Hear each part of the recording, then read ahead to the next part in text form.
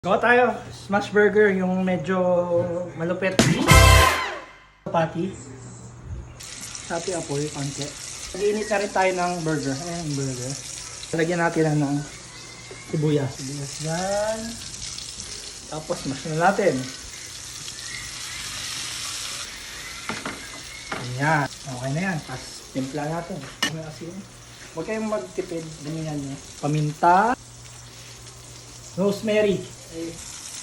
Doon ka, masusuunin ba? Sauce, ketchup, mayo, mustard, pickles, tapos cheese powder, tapos ano nga ba yun? Kinalapot. Okay na yan. Tingnan dyan. Tomatis. Spicy. Ay, masarap po. Init!